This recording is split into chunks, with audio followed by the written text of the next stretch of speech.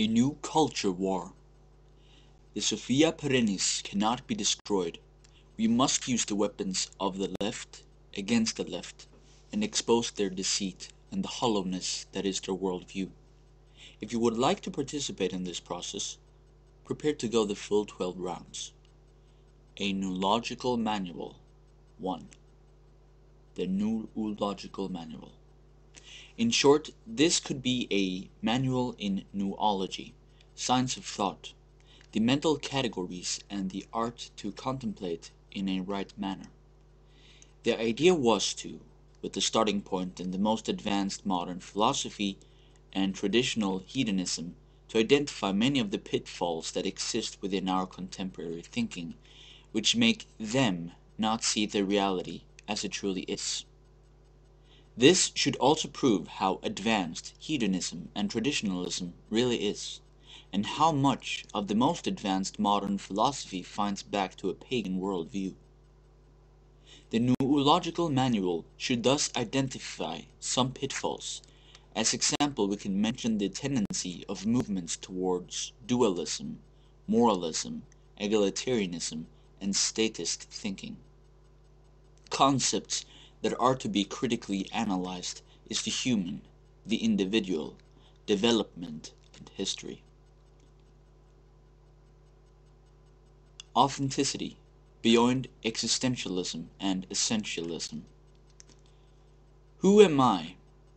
It's one of the first questions one, at least according to what Julius Evola calls differentiated person, must ask oneself. One might say this is Evola's equivalence to the mass human.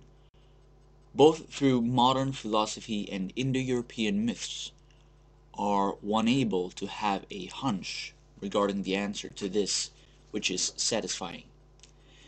Such myths are often about a hero who flee his roots, his origin, and his identity, who is forced to exile to serve foreign princes or live like an outlaw.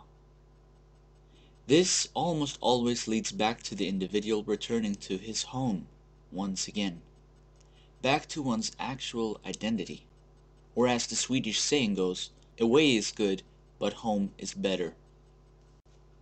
African dance and reggae in all its glory, but when one passed 30s, one prefer real music. It's the same thing for the differentiated individual in our time. Identity is at the same time something given and real and something one chooses, not too rarely after one been through a youth period and turned its back and rebelled against it. But sooner or later, one realizes that one is what one are, and that one can't really be anything other than that. One realizes that it's a virtue. Freedom is to do what is necessary. Have similar insights also been expressed? The term authenticity can also be used. This choice got an existential and decisionalistic meaning, since it is decisioning and vital for one's life project. As Nietzsche would have said it, it's also a question about taste. And taste is obviously influenced by unconscious conformity. Some humans never actually grow up, and these individuals may very well flee from their identity all their life through autosuggestion. Ontological anarchism.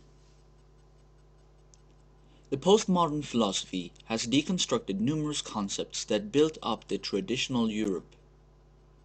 The question then becomes, what's to make out of this? How do you respond to something like this? On the other hand, one should realize that just because postmodernists reassign symbolic history and their relationships to other characters than they previously possessed, does this not mean necessarily that there is no reality? That someone studying my name and how it has changed throughout history is after all not a sustainable argument against my existence. One should on the other hand expose more contemporary cherished ideals and concepts for the same deconstruction. If there are no Swedes, one should ask oneself if there really are any people. If God is dead, one might ask oneself who is determined and persisted to give human rights artificial respiration. Who are they to decide what's good virtues or not? From what pedestal do they speak from, and have the right to control individuals' associations? If God is dead, that is. The anarchist Hakim Bey has a valuable psychological tool called the ontological anarchism. In short, this means that he wonders why so many anarchists constantly complain about the state, as if this were a metaphysical divinity that is capable of controlling everything they do. Bey reminds us that the modern state is neither metaphysical or omniscient. It is an organization made up of a number of people, and if you're aware of it and truly understand this, then you can do a lot. You are free to do whatever you can get away with. The state is a group of armed men, have also been expressed. Anarchists have therefore, according to Bey, psychologically projected the modern state to, in their perspective, become a single body and been taking its allegations of omnipotence a little too seriously. Similar line of thinking can be usefully applied to most other key concepts and phenomena in modern society. If nothing else, it's a useful thought experiment. Is there, for example, human rights, laws, voting rights, and property? Really? Aren't they all social constructions and socially defined? Is it morally legitimate to initiate force against another moral agent and force them to be ruled under a ruler whom doesn't share the same goals and preferences? Aren't morals also socially defined? The fact that they can be practical to maintain and sometimes enforce one's own ideals is another thing within this context. Morals are an illusion. There is no objective wrong, there is no objective right. Morals are simply subjective preferences based upon time. Time is based upon influence. Influence is based upon power. Power can be corrupted. What's to say one preference is better than the other when it's actually just a comparison of two different time periods? The other one is not better from a subjective or objective standpoint, per se. Morals are also not tied to times. What someone calls progressive in the future may not be progressive at all, but merely ignorant assumptions. What some other calls morals of the past, an old way of thinking, may prove itself to be the true progressive ideals.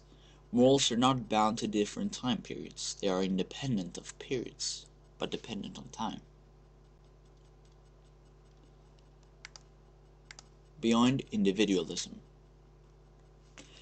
The bourgeois era is marked not least by the central role the individual plays in our thinking. This ignorantly misses both the fact that the individual is a part of a bigger context.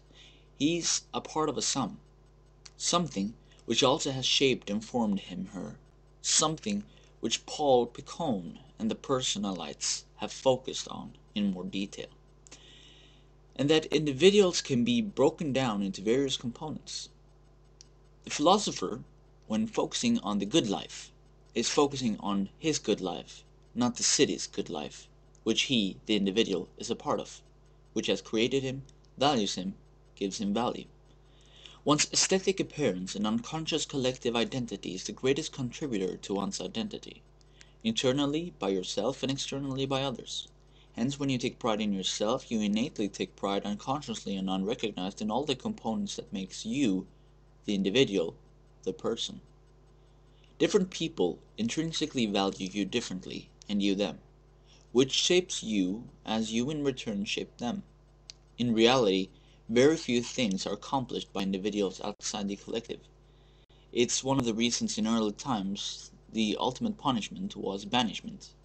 In our modern Sweden, almost everything is based on your collective social network, getting a job, getting a promotion, meeting your spouse, etc. The success of Sweden is its ability to promote the best individuals in certain specialized areas to positions where they can coordinate the collective mass in those specializations. The fundamental business unit is the family, i.e. more than one. The ultimate business unit is the national or international corporation, which is the ultimate collective.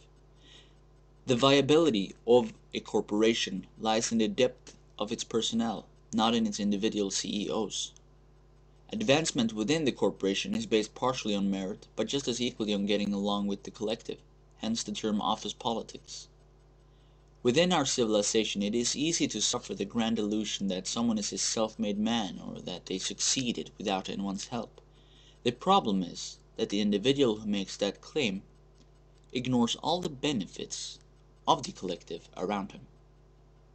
Take your self-made man, strip him of all the benefits of the collective, and throw him into the Alaska wilderness with only his intellect, and most likely he will starve or die of cold. Assuming he survives, he will eke out an existence at Stone Age levels. If he gets injured or sick, he dies.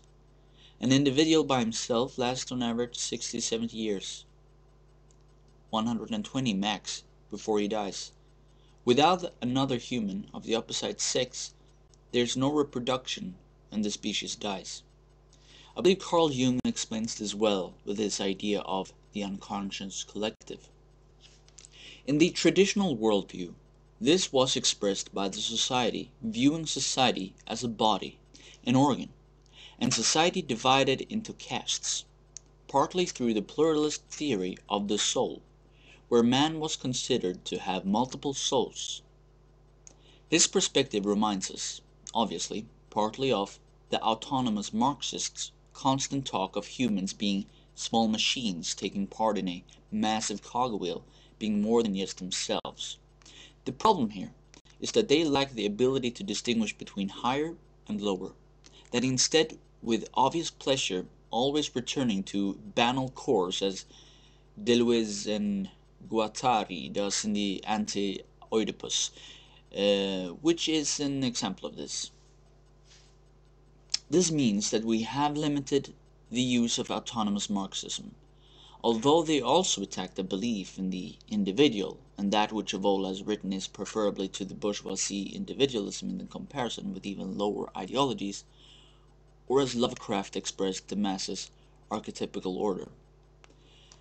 The time would be easy to know, for then mankind would have become as the great old ones, free and wild and beyond good and evil, with laws and morals thrown aside, and all men shouting and killing and reveling in joy.